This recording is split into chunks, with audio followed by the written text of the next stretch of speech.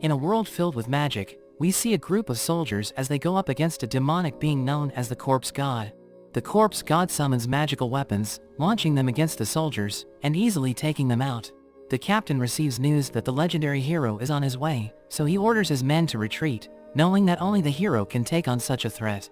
The legendary hero, Sagrua, makes his way to the Corpse God. They engage in combat, and the Corpse God uses his magic to attack the hero, but he fails to deal damage to Sagrua, who uses his sword to defend himself. The Corpse God gathers the souls of the dead, summoning an undead dragon that charges at Sagrua, but the hero easily cuts it in half with his enchanted sword. They continue to exchange blows, and Sagrua manages to push him back. Seeing that he's at a disadvantage, the Corpse God summons a skeleton army to defeat the hero. Sagrua uses his evil eye, allowing him to see the souls of the dead, and we learn that the Corpse God possesses the same ability. Sagrua charges at the skeleton army, jumping over them and launching a fireball toward the ceiling. This causes the ceiling to collapse, raining rocks down on his enemies. Sagrua manages to land a hit on the Corpse God, exposing a brain in a jar, which is revealed to be its true form. The Corpse God prepares to use a powerful spell, but Sagrua charges with all of his might. He thrusts his sword, managing to pierce through it, causing an enormous explosion that pierces through the dark sky, but his memory suddenly becomes cloudy as he struggles to remember the result of the battle, and it turns out that the Corpse God used reincarnation magic. As he wakes up in an alley, with a wound on his neck, the Corpse God looks around, struggling to understand what's going on, and he finds himself in a modern city, unable to recognize anything. He is suddenly spotted by a drone, and the operator, Kuruya, is surprised, because he had confirmed that the boy was already dead. He calls his team, informing them that their target is still alive, and Kuruya wonders how the boy can still be walking around with a slit throat. Meanwhile, the Corpse God is still having a hard time taking everything in, wondering where he is, because everything is so foreign to him. He observes the people, seeing that everyone is happy, so he thinks that this world must be peaceful. He thinks about his own world, unsure about how he can return, but at that moment, he is approached by two policemen, who try to talk to him, but he can't understand what they're saying. He slowly starts to understand them, as he pulls linguistic information from his body's brain. He tells the officers that he's okay, and introduces himself as Polka. The policemen are shocked to see the wound on his neck, telling him he needs medical assistance. But a strange girl suddenly steps on the officer's head, glad to see that Polka is alive, grabbing him by the arm, and dashing off with him. They reach an alley, where the girl introduces herself as Misaki. Polka begins to remember who she is, when Misaki suddenly throws him into the air, claiming to be checking if he is really alive. But she suddenly pulls out a crowbar, revealing that she was the one who killed him the first time. Polka starts running away, while Kuruya watches them through his drone, wondering why someone would pay to have a 16-year-old boy killed, but he knows that they won't get paid unless Polka dies. Polka becomes exhausted, commenting on his new body's limitations, since it took all of his strength just to run away, and it seems to have no capacity for magic. He thinks about what he should do, knowing that one fatal wound would lead to his death. Misaki shows up behind him, throwing her knives, which he narrowly dodges. She seems to be enjoying the hunt, charging at Polka, who struggles to block her attacks. He tries to run away, but he falls as Misaki throws a dagger, which hits his leg, but he gets back up, pulling out the dagger and throwing it back at Misaki. Misaki is impressed, as she admits that he intimidates her, fearing that she will fall for him if she's not careful. Polka enters a strange room, wondering what it's for, when Misaki catches up to him, throwing a dagger at his leg, causing him to fall to the ground. She reveals that it was once an execution ground for the Yakuza, and there are rumors that ghosts haunt the room, so people try to avoid it. Polka confirms that the rumors are true, as he uses his evil eye to see the souls of the dead. He realizes that the evil eye is a power of the soul, so he can still use it in Polka's body. Misaki is about to finish him off, but he gathers the powers from the souls in the room, calling forth a monstrous arm, which impales Misaki, and instantly kills her. Back in the other world, the Corpse God is seemingly defeated, but Sagrua wonders about his final spell, doubting that the Corpse God was truly defeated, because his soul vanished too quickly. His companion informs him that the soul of the Corpse God is no longer in their world, but the hero still has his doubts. In a flashback, we learn that the Corpse God could not live a peaceful life because of the evil eye. He was sold by his parents to the court sorcerers, and he fought countless battles as a necromancer until the empire fell, but all he really wanted was peace. He eventually lives in peace with humans, even finding love, but the soldiers start hunting down necromancers, because they enslave the spirits of the dead. They end up killing the people close to him during their hunt, causing him to become enraged, as he goes on a quest for vengeance, tormenting people for centuries, and killing countless soldiers, while he stays in an abandoned coal mine. Despite all the bloodshed, he still desires peace, but even as he waited for centuries, he still couldn't find it. He couldn't die a natural death, so he waited for someone who could defeat him, so that he could be reincarnated in a new body, and finally find peace. Back in the present, Polka is surprised to see that Misaki is already dead, wanting to ask her some questions, and he is worried that he will be hunted down by the police if they find her body. Karuya saw everything with his drone, and he starts questioning his sanity, when he receives a call from his boss, Clarissa, asking what's taking the mission so long, so he sends her the video file of what just happened. In another flashback, we learn that Misaki's parents truly loved her, allowing her to enjoy her childhood, but her life was ruined when her parents were murdered before her eyes by a man named Jinba. Because of this, she trained to be an assassin, eventually finding the man and making him suffer. Misaki reveals that she is not killing him for revenge, but because she enjoys killing her targets, which just happen to be bad people. She eventually receives the mission to kill Polka, and she accepts it, wanting to know what it's like to kill someone innocent. Misaki hits him with a crowbar, making her realize that killing innocent people is also fun. But she starts to question her existence, thinking that she's better off dead, even thinking about taking her own life, when suddenly, she receives a call from Karuya, informing her that the target is still alive. Back in the present, Misaki wakes up, surprised to see that her wound is healed. Polka reveals she is technically dead, but she was reborn through magic. They are suddenly surrounded by a group of men, as Clarissa appears before them. Clarissa hugs her, checking to see if she is alive, but realizes she has no pulse, as Polka explains she is pretty much like a zombie. 40 minutes earlier, Karuya tells Clarissa about Polka's whereabouts, so she finds him, asking him about the sigils that she's seeing, as Polka uses his magic to heal Misaki. He asks them who they are, and Clarissa claims that they are Misaki's friends. Polka reveals that Misaki's brain and soul are still intact, but someone needs to use resurrection magic on her, but everyone is confused, because nobody can use magic in this world. He wants everyone to think that they were merely hallucinating, as he threatens to attack them with his weapons. They point their guns at him, but he pins one of them down with a huge skeletal hand, saying that he has no idea how fragile humans are without magic. They suddenly learn that a nearby building is on fire, and Polka's magical eye sees it, but it immediately gets sliced by one of Clarissa's companions. Clarissa tells him that the building is a safe haven for orphan children, and Polka remembers the children that were dear to him in his past life, so he decides to help out. Karuya's drone leads the way, and he uses his magic to swing around the town, allowing him to travel faster.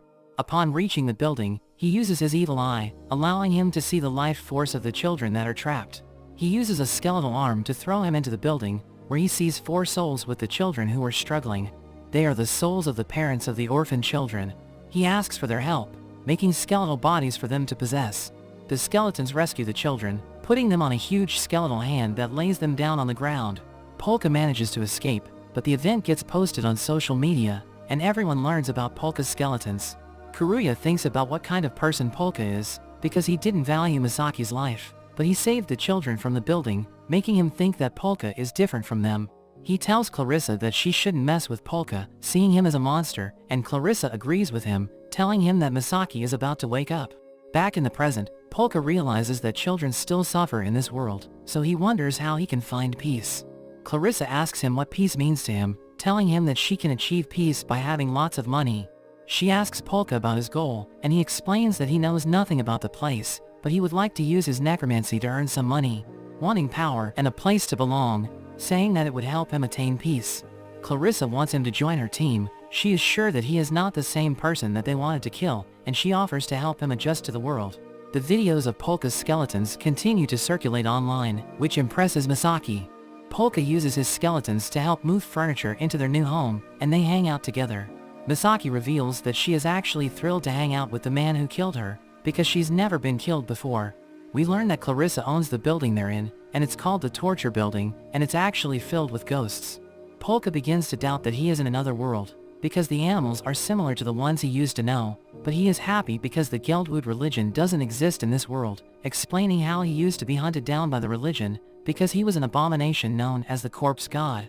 Polka thinks he will finally be able to achieve peace, if he can find the person who wanted to have his body killed. Clarissa knows the person, but keeps it a secret, allowing him to use the building in exchange. Polka decides to investigate on his own, knowing that Clarissa won't accept any more contracts on his life. But Karuya reveals that Clarissa is not the only intermediary for assassins, although he acknowledges that not many people could kill Polka, although he mentions a person called Lemmings, but quickly dismisses the idea. Karuya wonders if it was a good idea to bring Misaki back to life, and Polka reveals that the body's owner told him to forgive her, revealing that his soul is now in the drone. Polka has the power to make people's souls inhabit vessels, and he admits that human lives are like toys to him, making Karuya think he is trouble. Polka thinks about earning money, asking them about the jobs in the world. Misaki suggests doing some assassinations, saying he should be good at it, because he was able to kill her. At that moment, they have a visitor who wants to meet Misaki, and he asks for her help, because he is being targeted by hitmen from another gang. Misaki tells him that she is in the middle of another job, but Polka interrupts, accepting the request, and this makes Misaki accept it as well. They receive information that the hitmen are in an abandoned warehouse, revealing that they used to work for Jinba. Misaki dashes toward the warehouse, but she immediately gets ambushed. Misaki fights them off, calling them limps, but she is suddenly shot from behind by the man who asked for her help. The man reveals that they are there to avenge Jinba, ordering his men to kill her as he turns his back. He sees Polka, who grabs everyone's attention, as Misaki grabs hold of a thug's leg. Polka informs them that Misaki is a zombie, so she can't be killed that easily. Misaki gets back on her feet and sends a thug flying, while Karuya calls Polka, asking him if he knew that it was a trap. Polka says that he didn't, but he accepted the request because there were souls of children that were haunting the man.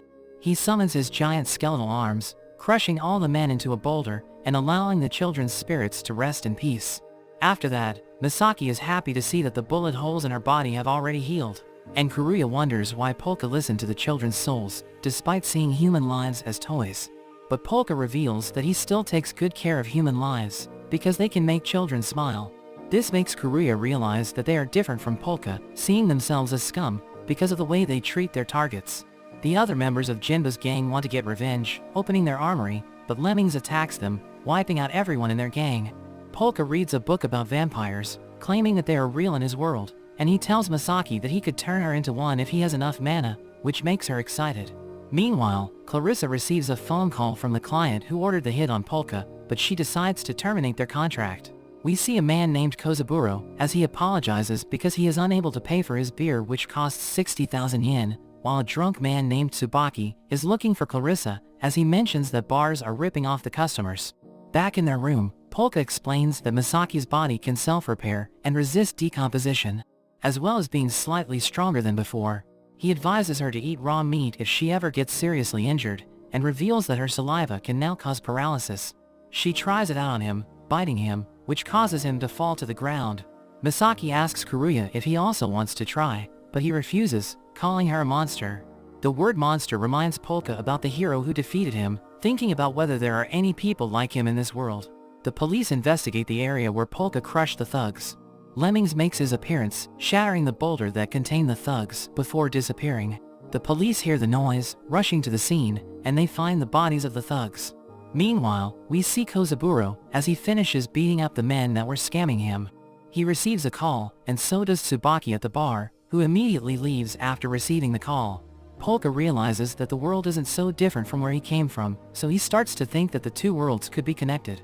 Karuya mentions the thugs he killed, but Polka reveals that they are actually still alive, but they might have gone insane while trapped in the boulder. Kozaburo and Tsubaki make their way to the scene, and see the bodies of the thugs that look like human knots. They begin their investigation, revealing that they are detectives of a special police force. At the police station, we learn that Tsubaki and Kozaburo have plenty of experience in dealing with paranormal cases. Tsubaki reveals that there are 3 suspects that are still at large: the Grim Reaper, the fire-breathing bug, and Lemmings. Tsubaki reveals that they found a footprint of Lemmings at the scene of the incident. They are also looking into the case of the skeletons that saved the orphan children, thinking that it is connected to the fire-breathing bug, who probably started the fire. They consider the possibility that the 2 incidents are connected, but despite the strange nature of the incidents, Tsubaki tells them not to panic, reminding them that the criminals they've caught have turned out to be just ordinary humans. Meanwhile, Polka puts the soul of his body's original owner in a stuffed animal, so that Karuya can use his drone again. He apologizes to the original Polka for assuming his identity, promising to make it up to him. Misaki sees the stuffed animal, finding it cute, and hugs it, which makes it turn red. Karuya wonders what it's trying to say, and Polka says that he could make human vocal cords to help him speak, but he doesn't have enough mana. He reveals that, as a necromancer, he can obtain more mana by exorcising ghosts, explaining that the souls in their building are a great source of mana. But Karuya says that there aren't many other buildings that are similar. However, Polka says that it's okay, because the gemstones in this world are an even greater source of mana. They go to a jewelry store, where Polka is surprised to see that the gemstones are incredibly expensive, saying that the gemstones in his world are super cheap in comparison. He plans to save money to buy all of the gemstones in the store, but the shopkeeper tells him that it would cost him almost 4 billion yen to buy everything. After they leave the store, Misaki asks him why he didn't just drain the mana from the stones, and Polka reveals that it would cause the stones to crumble, making it unfair to the shopkeeper. They suddenly encounter Kozaburo, who immediately lunges past them, trying to grab the drone.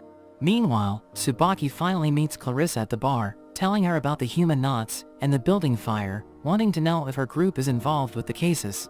Kozaburo apologizes for startling them, knowing that Karuya is the one controlling the drone, and he tries to talk to Karuya, but Polka interrupts him, telling him that Karuya is his friend.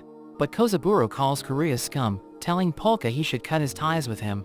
Polka remembers his friends that were killed during his past life, so he uses his powers, allowing him to grab the drone from Kozaburo, who becomes curious to learn more about him. Karuya warns them that Kozaburo is extremely dangerous, having witnessed him destroy a gang by himself. He warns Polka not to use his powers, claiming he won't be able to live a peaceful life if he does. Kozaburo begins to question Polka, which worries Karuya, because he knows that if Polka reveals his connection to Clarissa, it would trigger an investigation.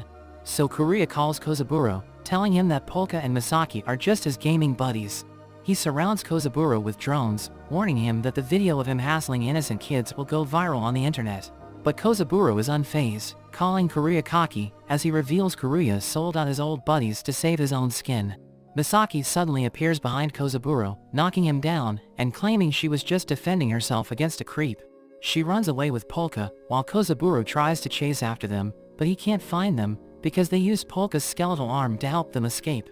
Karuya tells Polka that Kozaburo was telling the truth, admitting that he will reveal their secrets just to save his own life, but Polka tells him his life is more valuable than his secrets. At the police station, Kozaburo asks an officer to investigate Misaki's footprints on his body.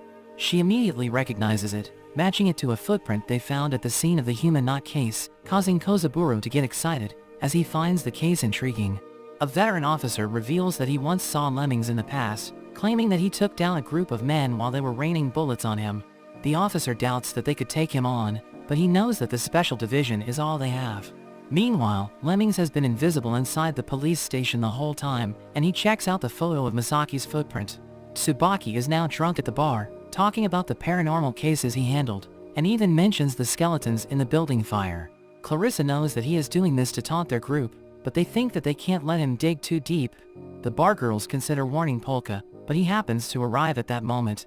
Tsubaki notices them, and he receives a message with the description of the person involved in the human knots case, which seems to match Misaki, so he asks the pair to spend time with him. Meanwhile, Karuya sees Kozaburo heading to the bar, where the group seems to be enjoying their time together. Karuya warns them to leave, but he's too late, and Kozaburo has already arrived with his men. He joins the group, as Tsubaki reveals that they just want to ask them some questions, but the room suddenly darkens, and the pair immediately hides from the detectives. Clarissa insists it wasn't one of her tricks, while Polka uses his night vision to see in the dark. But he becomes afraid as he sees Lemmings on the ceiling.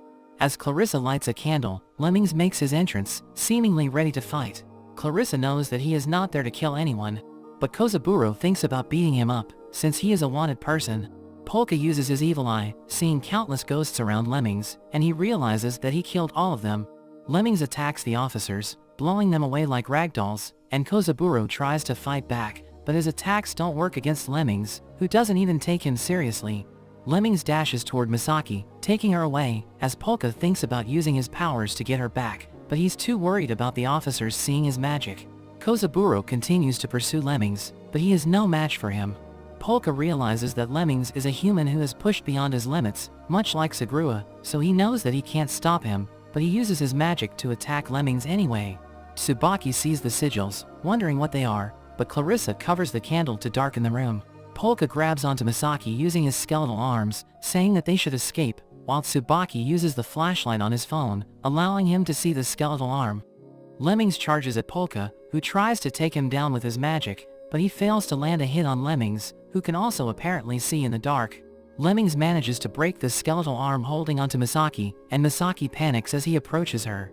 However, he whispers something to her, and they start talking casually. Misaki tries to paralyze him with her bite, but she can't bite through his bandages.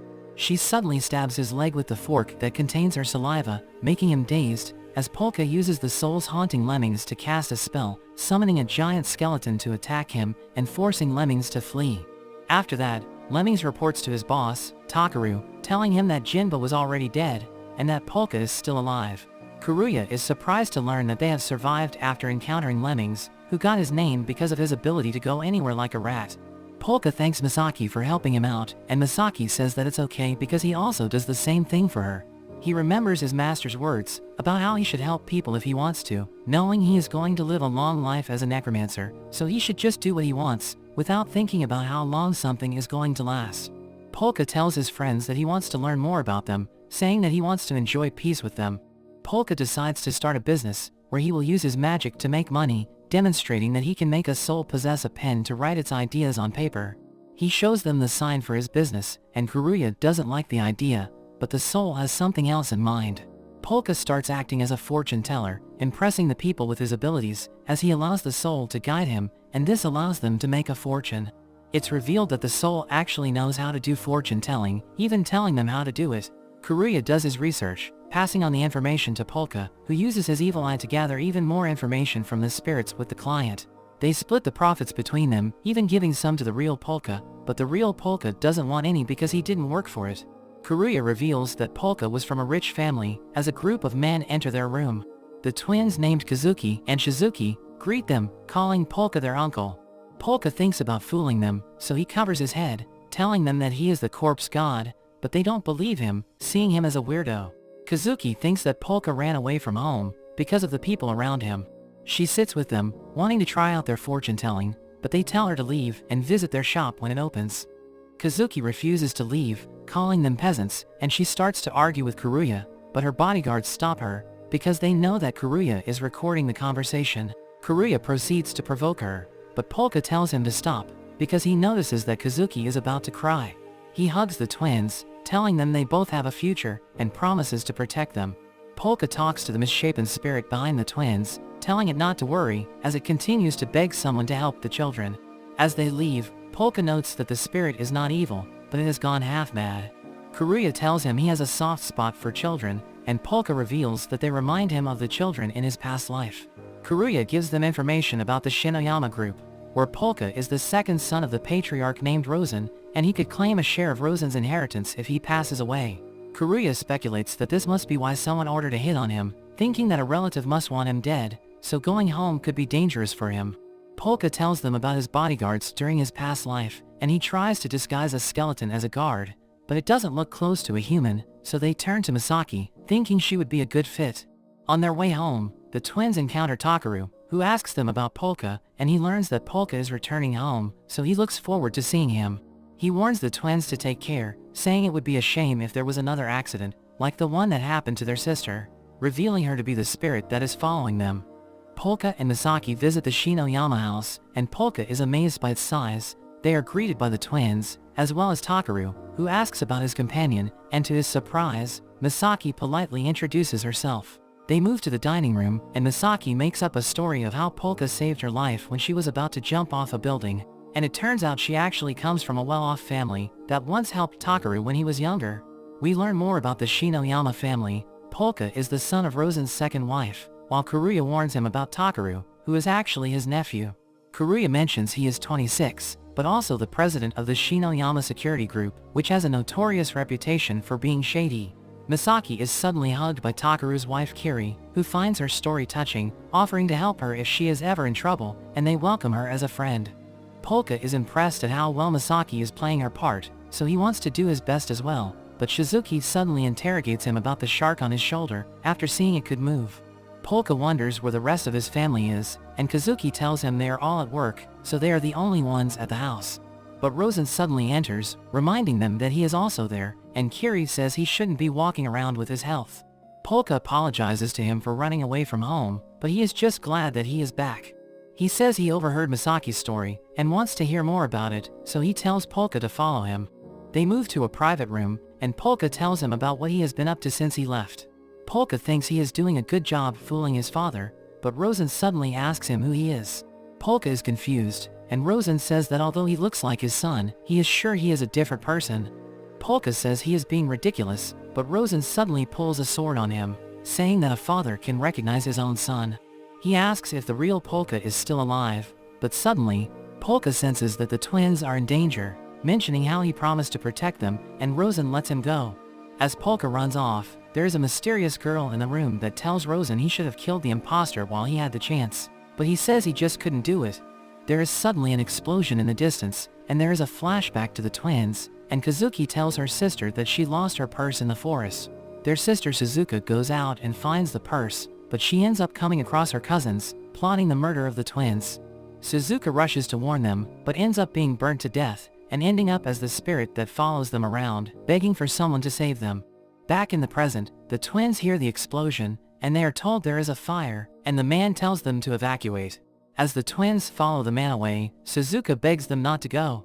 Meanwhile, we see Tsubaki and Kozaburo as they pay a visit to a man named Tenya, a troublemaker also known as the Phantom Solitaire, to see if he has any information about the fire incident. Tenya is surprised seeing the skeletons, and Tsubaki mentions they have connected the case to the fire-breathing bug, mentioning the signature he leaves behind. Tsubaki theorizes that the fire-breathing bug must infiltrate their targets in disguise, taking their time to prepare and strike when no one's looking, like a bug chewing through a house. The kids are led to an escape tunnel, but Kazuki realizes something is wrong. The man reveals his true intentions, while Suzuka tries to stop him, but can't actually do anything. As the man approaches the twins, Misaki suddenly appears, kicking the man away, and telling Suzuka she is there to save the kids, even though she can't see her. The man gets back up, removing his disguise, mentioning how he was looking forward to feasting on the kids. Misaki tells the twins to run, so they quickly get away. The man introduces himself as Zaku, the killer of killers, and he seems to be aware of Misaki's identity.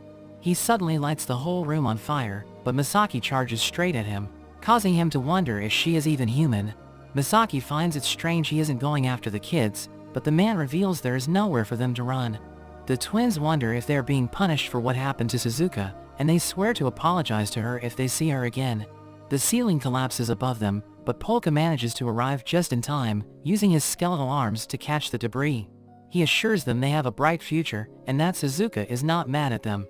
They manage to make it outside, and Takara thinks about cleaning up the mess. We see the cousin who was behind the attack, thinking that the fire-breathing bug must have taken out the twins, but he is suddenly boxed in as a motorcycle approaches, and the man is taken care of. Back at the mansion, Zaku is surprised the twins managed to survive. He decides to retreat, but Polka catches him. He is disguised as a maid, but Polka can see his soul, and notes that he is being haunted by the servants who he stole faces from. Misaki suddenly appears, kicking him into a wall, and she is glad to be a zombie, which helped her survive the fire. Zaku tells them not to get cocky, using his gloves and starting another fire. He claims that as a bug, he will persist no matter what. Polka wonders if he has enough mana to break through, but he suddenly senses another presence, and Lemming suddenly appears, taking out the man. But he signals them to keep quiet, and he vanishes once again, leaving them feeling confused. Zaku ends up getting taken in by the police, and he thinks about how to make his escape. But the fire-breathing bug's signature suddenly appears on the roof, and we learn he is a fake. He suddenly bursts into flames, causing an explosion, and we see a mysterious girl that watches from a distance. Rosen asks Polka to explain everything, but Polka can tell they are being listened to, saying they should have some privacy. Rosen orders his servants to leave, and Polka tells him the truth, revealing he is from another world, even showing his magical eye to add credibility to his story. Rosen points his sword at Misaki, since she was the one who killed his son, but the real Polka interferes, trying to tell his father to stop. Rosen realizes that his son is in the shark toy, and he starts laughing, seeing how much his son enjoys being in the toy, so he puts his sword away. Rosen suggests moving the corpse god's soul into an artificial body, but the real Polka wants to be the one to have the robot body, saying he wants the perks that come with it. Rosen thinks that since Polka is still a target, it's actually safer having the corpse god in his body, and since they helped save his grandkids, he lets them off the hook. Later, Misaki grabs onto the real Polka, offering her apology to him, and he seems to accept it. At that moment, the twins rush over, thanking Polka and Misaki for saving them. Misaki is touched to hear this, but Polka tells them not to thank him, and that they should thank their guardian spirit instead. As they walk away, Misaki wonders if he will make a contract with Suzuka, who is now at peace, but Polka tells her that it's not yet time. Meanwhile, at the detention facility, Kozaburo and Tsubaki learn that the real fire-breathing bug killed her imitator, but Tenya thinks that it's nothing, as he is more interested in the skeleton case. He wants the detectives to show him a video of the skeleton, but Tsubaki tells him he needs to trade information for it, but Tenya says he will just have to see it for himself as the lights go out. Kozaburo turns on a flashlight, but they are surprised to see Tenya has disappeared. The detectives hold an emergency meeting, informing everyone about the Phantom Solitaire's escape. We learn that Tenya is responsible for a number of crimes, but he became notorious after he kidnapped the Prime Minister, dropping a black cloth onto him and making him disappear without a trace. When the Prime Minister was released, he had no memory of the kidnapping, saying he just found himself in a manga cafe. Tenya ended up turning himself in, saying he was bothered by the audience's indifference because he wanted the attention of the real magicians. Tenya wanted one of them to reach out to him so he can have proof that real magic exists, but he didn't hear anything from them. The police are baffled by his statement, thinking he's gone nuts, and they beat him up before taking him into custody. To this day, Tsubaki still doesn't know if Tenya was telling the truth, noting that his superhuman technique wasn't even the worst thing about him. Meanwhile, Polka buys a radio, wanting to use it to gather information. He turns it on, and they are surprised to hear news about Zaka's death, and they also hear news about Tenya's escape. The police are also surprised to hear news about the Phantom Solitaire's escape, because Tsubaki had imposed media restrictions. Kuruya recognizes the Phantom Solitaire, saying he is an urban legend like Lemmings, but unlike Lemmings, he has received exposure in the media.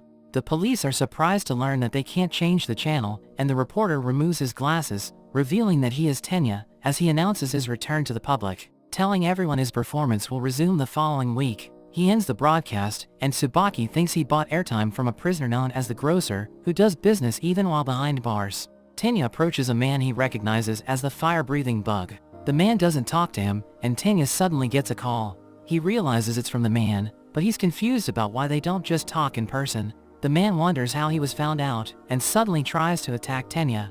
The man burns the area around them, and Tenya is impressed by his ability. Tenya uses his cards to defend himself, scattering cards around the area, as he gleefully runs away, saying he likes waste. Tenya holds onto balloons to escape the flame, but the balloons start bursting, so he falls to the ground, and seems to get consumed by the fire. But Tenya is still alive, and he starts running away, as he uses a shield of cards to block the flames, and disappear. He reappears on top of the man's umbrella, revealing how he just fell for his illusion, and he can tell there is also a trick behind the man's fire. Disappointed he can't use real magic, Tenya tells him that something foreign has entered their world, and suggests the man will see it as a bug that he will want to eliminate. Meanwhile, Polka's niece, Seo, visits them, together with her attendant Xiaoyu, and she tells them she will be staying with them. Polka wonders what she's doing there, and she reveals that her sharks burned up, making them confused, as Misaki starts talking to her about sharks. So Xiaoyu explains how her bedroom was lost in the fire, along with all her shark toys.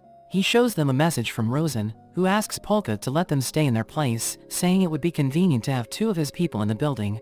Polka can sense that more people are watching their building, thinking Rosen decided to send his security, but he considers the possibility that Seo could be behind the attempt on Polka's life. The next day, Polka finds Seo in her shark sleeping bag, saying she has no energy for the day. Misaki thinks about cleaning up an empty room for their new housemates, and buying a mattress for them, but they claim that they don't need one, since Seo is happy with her sleeping bag, and Xiaoyu says he can sleep while standing up. Xiaoyu states that he will look after Seo, preparing a meal for her, as he reveals that the Shinoyama residence is buzzing with police. We see Tsubaki and Kozaburo interviewing Takaru about the fire. Tsubaki suggests it could have been the work of the fire-breathing bug, and Takaru reveals that the fire-breathing bug has always been a thorn in their side, causing trouble for their group, so he wonders when the police would capture him. He reminds Tsubaki about Tenya's escape, and he tells them that they should be looking for Tenya instead of chatting with him. The detectives walk away, as Kozaburo states that Takaru seems to be the kind of guy who uses violence to solve problems. Tsubaki says they might have to throw down with the Shinoyamas, showing a picture of Polka with the family. They know Polka is the younger son of Rosen, and they think that either Polka or Takaru could be at the center of the cases they've had for the past month. Seo and Xiaoyu move to another room, and they are left there for the evening. While Seo is sleeping, Xiaoyu gets up, listening to Polka and Karuya as they discuss what to do with them. He doesn't know why Rosen trusts Polka, but he is determined to expose Polka, thinking he's up to something. We learn that Rosen ordered him to go to the building, and he revealed that Polka is a fake, but he's not their enemy. So he gave Xiaoyu the mission to keep Seo and the fake Polka safe, but Xiaoyu is reluctant. Xiaoyu considers killing both Polkas, thinking he would make a better son for Rosen. In a flashback, we see Xiaoyu lying on a hospital bed with his limbs cut off. His father thinks about turning him into a Tingyu, which is a living child whose body is used for cultivating poison. Xiaoyu begins to lose his mind after hearing this, but Rosen arrives, telling his father not to be so barbaric. His father explains that the people in their clan are just tools, so Rosen offers to buy Xiaoyu with his group's latest tech. Rosen thinks about giving him some prosthetics, and he smiles as he takes him in. Back in the present, Xiaoyu continues to eavesdrop, while Clarissa reveals that the Shinoyamas also have connections in the criminal society. She thinks they were just hired to kill Polka, because the family's assassins can't get involved in the situation. Clarissa knows that Xiaoyu's family, the Leis, serve as the Shinoyama's assassins, and they are known for using special methods to get the job done. Xiaoyu hears Polka talking about a dragon from his world, who takes the form of a beautiful woman to seduce royalty, but she fell in love with a general, so they eloped when the empire fell. They start talking about more dragons, and Xiaoyu becomes confused, thinking they're just talking about works of fiction. In a meeting, Tsubaki tells the police about Polka, saying he is with the girl who left footprints in the human knots case. Kozaburo mentions his connections to Clarissa and Karuya, and Tsubaki tells everyone about Polka's fortune-telling business. Later, as Polka prepares for his fortune-telling session, the detectives suddenly arrive, and Tsubaki asks him to read his fortune. Tsubaki claims he will use the fortune to prevent future murders, but Polka says he can't see the future, and that he only traces paths. As Polka begins the reading, Polka tells Tsubaki about his background, and Tsubaki suspects that somebody is feeding him the information, thinking he has an earpiece under his hood. But we learn that his magical eye is just looking at Karuya's monitor, as he searches for information. He mentions the wound from Tsubaki's past, which is weighing him down, and Tsubaki asks how he can heal it. He becomes surprised as the spirit in the pen starts moving, and it writes something on the paper. Tsubaki is triggered seeing it, and he grabs onto Polka, asking him what he knows. In a flashback, we see Tsubaki talking to a mysterious person, who asks him to memorize a symbol on a piece of paper. He tells Tsubaki not to forget it, as he burns it away, telling him not to show the symbol to anyone else, because it's the signpost they must follow, and a one-way ticket to death. Back in the present, he asks Polka why he drew the symbol, but Polka tells him he is just showing him the path. He lets Polka go, and he pays him more than what is expected, bidding Polka farewell as he starts walking away. Xiaoyu wonders what was written on the piece of paper, so he thinks about looking into the fake Polka's secrets. He asks for permission to leave, saying he will buy dinner, and Seo lets him leave. Meanwhile, Tsubaki is eating with Kozaburo, and Kozaburo asks him why he got worked up during the reading, wanting to know what was written on the piece of paper, but Tsubaki says that he will tell him in the future. Xiaoyu sees them as they leave the restaurant, and he thinks about following them a bit longer. We see a burning building, as a man opens up a safe, taking a scroll out of it.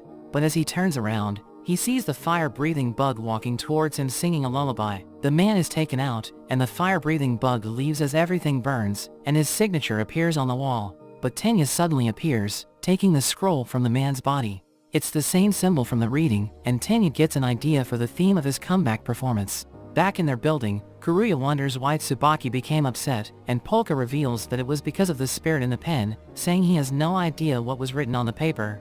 Tsubaki goes to Clarissa, asking her about their mutual friend, but she has no idea what he's talking about.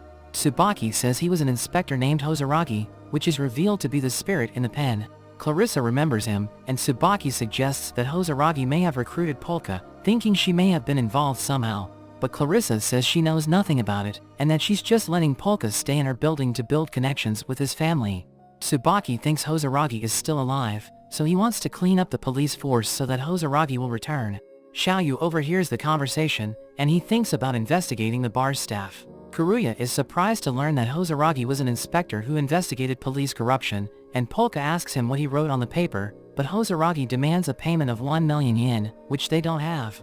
Hozaragi reveals that the case involves one of his regrets, so Polka has no choice but to help him, because it's a part of their pact. At the detention facility, Tanya goes to the grocer, wanting to buy information about the symbol. We learn that the grocer comes from a family of merchants with a century of history, and he is the 5th generation owner of the family business. He has a weird prison cell because he has gained power by dealing with the state, and everything is on the table when it comes to making deals with him. The grocer gives him a free sample, saying the symbols have meanings. He reveals that one diagonal line is a sword, and the old Knight Order in Europe used a similar insignia, but he refuses to go on, saying Tanya must pay to learn more. The day of Tanya's performance arrives, and everyone notices blimps outside. They all display the symbol, which surprises Polka, because it represents the emblem of the fallen empire from his world. Tsubaki tells Kozaburo that it's the same symbol Polka showed him, so Kozaburo thinks the Phantom Solitaire is connected to Hozaragi's case, and Tsubaki considers the possibility that he is being targeted by Tenya. At that moment, an officer informs Tsubaki that the police HQ is asking for him. Tenya listens to the news while on top of a blimp, but the reporter states that the blimps must have been the work of foreign artists, so he becomes disappointed. While he was in the detention facility, we learn that the grocer charged him 3 billion yen for the information, explaining that Tenya could earn 6 billion yen over his lifetime if he really wanted to earn money, and the information will shape his destiny, but it could end up destroying him if mishandled, so he thinks 3 billion is a reasonable price. However, Tenya decides to find the answer himself, paying the grocer for his help to fly several blimps. He reads a manga on top of a blimp, but he suddenly gets shot by a sniper, who is surprised that she actually hit him. However, her spotter says she missed, as it's revealed that the body was just a dummy. Tenya goes on air, reporting the incident to everyone, and he accuses the police of making an attempt on his life. He tells everyone that someone wanted to kill him because of the symbol, so he thinks there is a conspiracy or secret society involved. Tenya offers to give a 300 million yen reward to any person who will tell him about the symbol, saying he will give his contact details soon, as he ends the broadcast. Polka notes that the situation is now a mess, as they wonder what they should do next, but Sayo asks them what is happening, because she heard something about empires and reincarnation. So Polka explains his story to her, saying he will return the body to the original Polka soon.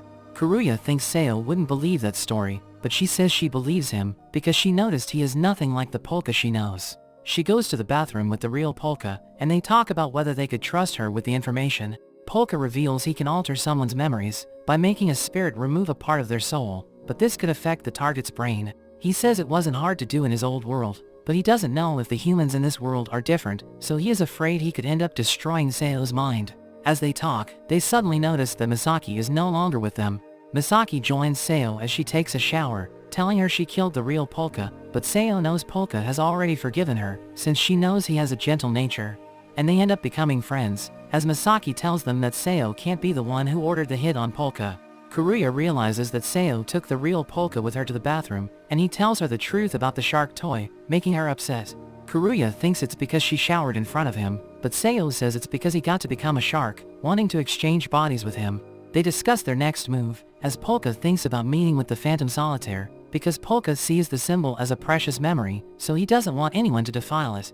They wonder if the Phantom Solitaire is from Polka's world, but Polka doubts it, saying he spent years creating the reincarnation magic he used, so he doesn't think anyone from his world could do the same. Karuya does his research about the symbol, while Hozaragi tells Polka about his suspicions, thinking the police are involved. At the police HQ, Tsubaki makes his way to the office of the Superintendent General named Jiro. Tsubaki enters his office, and Jiro asks him if he can function as a cog in their machine. Tsubaki says he's good at fitting in, but he mentions a pebble in the works. Jiro thinks he is talking about Hozaragi, asking him if Hozaragi was just a pebble to him, but Tsubaki reveals he was talking about the rat who drove Hozaragi away. Jiro informs him the Phantom Solitaire investigation has been reorganized, but he asks Tsubaki to play a key role.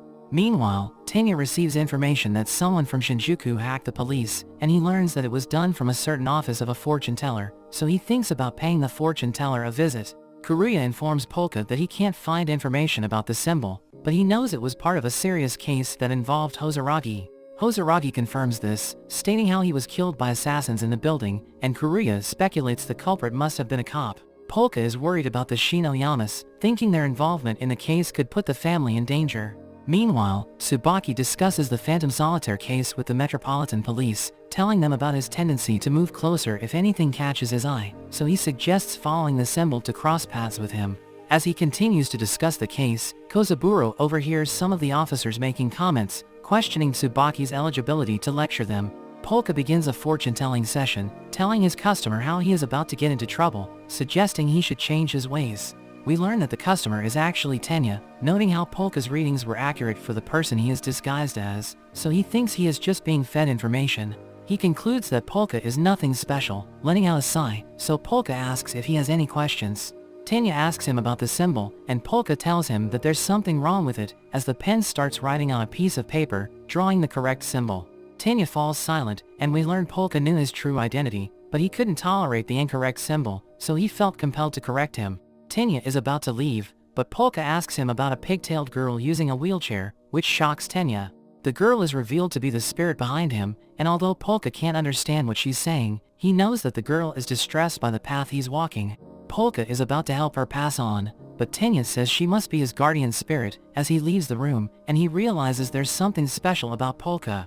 As he is about to leave the building, Tenya is surprised to see a girl wearing the fire-breathing bug's raincoat, and we learn that the girl also asked Polka about the symbol.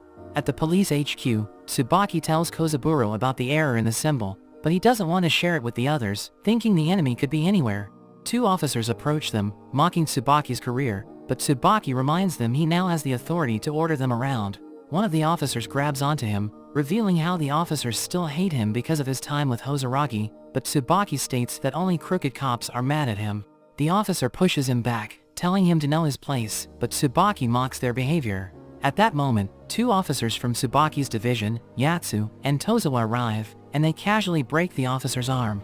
But Tozawa claims the officer broke his own arm, pulling it back as he calls it a problem solved. The senior commissioner Habaki asks them what's going on, and Tozawa explains they just performed first aid on an injured colleague. Tsubaki explains the situation to him in private, but he asks Tsubaki not to make waves, since he can't always cover him. That evening, Tenya is about to enter the torture building through the rooftop, when he suddenly gets attacked. He blocks it using his cards, and he calls out to Polka, thinking he was behind the attack, but Xiaoyu appears, which confuses Tenya. We see Polka sleeping in his room, when the real Polka notices writing on the wall, which appears to be from the fire-breathing bug. In a flashback, we see the Empire in danger, so the corpse god thinks about helping them out. His master tells him to get ready for life without the Empire, saying they have unlimited time, but she tells him to treasure the time of mortals, as she opens the door. However, the corpse god failed to follow her advice, since he wasn't able to save the people who were dear to him, and he even ended up as the enemy of the world. Back in the present, the real Polka wakes him up, allowing him to see the writing on the wall, which states that the world is a buggy program, and it asks him if he is a termite or a bird eating the bug. Polka receives a call from an unknown number, which seems to be from the fire-breathing bug. The man asks him if he is the bastard child of Sabramond, and Polka wonders how he even knows that name. Meanwhile, Xiaoyu attacks Tenya with his knives, forcing Tenya to jump away. Xiaoyu transforms his fingers into long knives, and Tenya panics as he dodges. We see a man observing the fight, and he informs Takaru about the situation, so he decides to make a move, saying they can benefit from the conflict. Polka tries to find out more about what he knows about Sabramond, wondering if he is also from the other world, but we see the girl in the fire-breathing bug's raincoat, who seems to be talking to the man, and Polka finds them hard to understand. He thinks the caller could be nearby, so he uses his eyes to look around for them, and he notices Tenya and Xiaoyu fighting on the roof.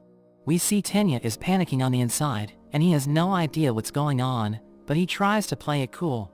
Xiaoyu wonders about his relationship with Polka, and decides to test him, mentioning Hozuragi. Tenya pretends like he knows Hozuragi, and Xiaoyu wonders if he is involved with Hozuragi's death. Tenya tries to explain himself, but Xiaoyu sees him as an enemy, so he charges at him. However, Lemmings suddenly lands between them, and they both know he is dangerous. We see Takaru as his associates wonder if Lemmings will attack Xiaoyu, but Takaru assures them he has ordered him not to harm Xiaoyu, and he is confident Lemmings will follow his orders. Lemmings turns to Tenya, and Xiaoyu sees it as an opening, attacking with his knives, but Lemmings is unfazed, continuing toward Tenya. Xiaoyu thinks he is being ignored, so he attacks again using his fingers. He is not able to cut through Lemmings, so he shocks him with electricity instead. But Lemmings gets free, and he continues toward Tenya, who starts to panic and asks to resolve things peacefully. Meanwhile, we see the girl as she gets approached by Yatsu and Tozawa. They find her suspicious being out on the streets in the middle of the night. She quickly ends her call, and Polka wonders what's going on. Thinking about how he doesn't want his memory to be defiled, he prepares to take action. He can sense someone flustered below him, and since the call ended at the same time, he deduces the caller is nearby. Not wanting to give up this clue, he activates his power. Everyone gets a strange feeling as he covers the building and creates a field known as his temple. We see the girl explaining to the two officers that she was just out looking for her dog that ran away, and she is soon joined by her father. Polka watches them with his eyes, and he knows they are lying, because he can't sense any dogs in the area, and he recognizes the souls of Tenya and the girl as the two people who asked him about the symbol. So he decides to expand his field to keep track of them. Everyone around feels a sudden unsettling feeling, but they can't tell what's going on. Polka heads to the roof to help Xiaoyu, but the real Polka worries he will be seen, so he prepares to use his invisible hands. Lemmings is attacked by the invisible hands, but he shrugs it off and continues toward Tenya. Tenya is also affected, and he wonders what is going on. Polka notes that his control has improved within his field, so he decides to take things to the next level. Tenya decides to retreat, throwing a smoke bomb and using a balloon to escape, but he suddenly becomes shocked, and Takaru also receives a shocking report. By sympathizing with the spirits, Polka is able to share senses with their hands, and he is able to give them a tangible form. We see a swarm of hands as they try to capture Lemmings, but Polka realizes he still doesn't have the power to restrain him, so he decides to go after Tenya instead. Tenya is overjoyed seeing them, wondering about the secret behind them, but he manages to get away with another balloon. Polka is disappointed he got away, but he reveals he managed to catch the girl. We see footage of Polka's hands being spread across the internet, and it's connected to the skeleton event. There are people that recognize his power, looking to control it for themselves, and we learn the ones behind Hosaragi's death have started to make a move. And it seems like this is only the start of something much bigger. But that's where this series ends for now.